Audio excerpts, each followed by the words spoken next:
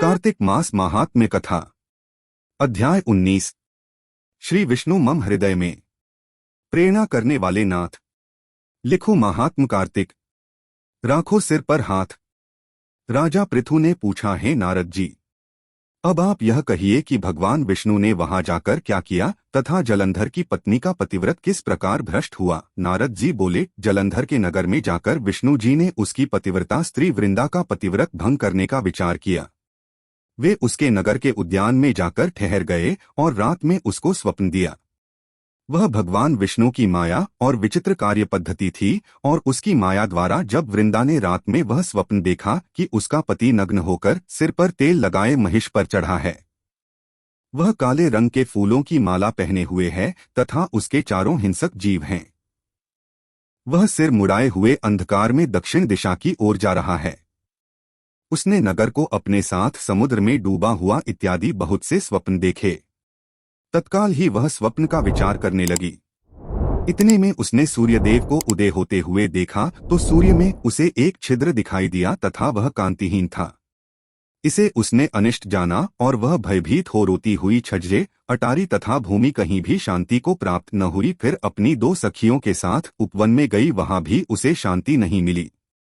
फिर वह जंगल में निकल गई, वहां उसने सिंह के समान दो भयंकर राक्षसों को देखा जिससे वह भयभीत हो भागने लगी। उसी क्षण उसके समक्ष अपने शिष्यों सहित शांत मौनी तपस्वी वहां आ गया। भयभीत वृंद उसके गले में अपना हाथ डाल उससे रक्षा की याचना करने लगी। मुनि ने अपनी एक ही हुंकार से उन राक्षसों को भगा दिया। वृंदा को आश्चर्य हुआ तथा वह भय से मुक्त हो मुनिनाथ को हाथ जोड़ प्रणाम करने लगी। फिर उसने मुनि से अपने पति के संबंध में उसकी कुशल क्षेम का प्रश्न किया। उसी समय दो वानर मुनि के समक्ष आकर हाथ जोड़ खड़े हो गए और ज्यों ही मुनि ने भ्रिकुटी संकेत किया त्यों ही वे उड़कर आकाश मार्ग से चले गए। फिर जलंधर का सिर और धड़ लिए मुनि के आगे आ गए। तब अपने पति को मृत हुआ जान वृंदा मूर्छित हो पृथ्वी पर गिर पड़ी और अनेक प्रकार से दारुण विलाप करने लगी। पश्चात उस मुनि से कहा, हे कृपानिधे, आप मेरे इस पति को जीवित कर दीजिए। पतिव्रता दैत्य पत्नी सा कहकर दुखी श्वासों को छोड़कर मुनीश्वर के चरणों पर गिर पड़ी। तब मुनीश्वर ने कहा, यह शिवजी द्वारा युद्ध में मारा गया है, जीवित नहीं हो सकता, क्योंकि जिसे भगवान शिव मार देते हैं वह कभी जीवित नहीं हो सकता, परंतु शरणागत की रक्षा करना सनातन धर्म है, इसी कारण कृपा कर मैं इसे जिलाए देता हूँ।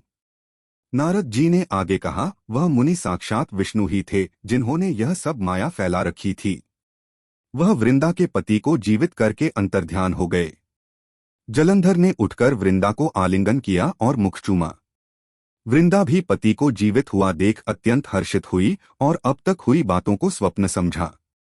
तत्पश्चात वृंदा सकाम हो बहुत दिनों तक अपने पति के साथ विहार करती रही। एक बार सुरत एवं संभोग काल के अंत में उन्हीं विष्णु को देखकर उन्हें ताड़ित करती हुई बोली, हे पराई स्त्री से गमन करने वाले विष्णु, तुम्हारे शील को धिक्कार है। मैंने जान लिया है कि मायावी तपस्वी तुम ही थे।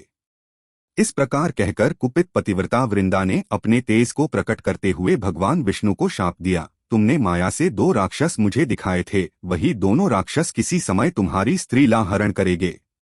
सर्पेश्वर जो तुम्हारा शिष्य बना है यह भी तुम्हारा साथी रहेगा। जब तुम अपनी स्त्री के विरह में दुखी होकर विचरोगे उस समय वानर ही तुम्हारी सहायता करेंगे। सा कहती हुई पतिव्रता वृंदा अग्नि में प्रवेश कर गई। ब्रह्मा आदि देवता आकाश से उसका प्रवेश देखते रहे। वृंदा के शरीर का तेज पार्वती जी के शरीर में चला गया। पतिव्रत के प्रभाव से वृंदा ने मुक्ति प्राप्त की। कार्तिक मास महात्म्य कथा अध्याय 19 समाप्त।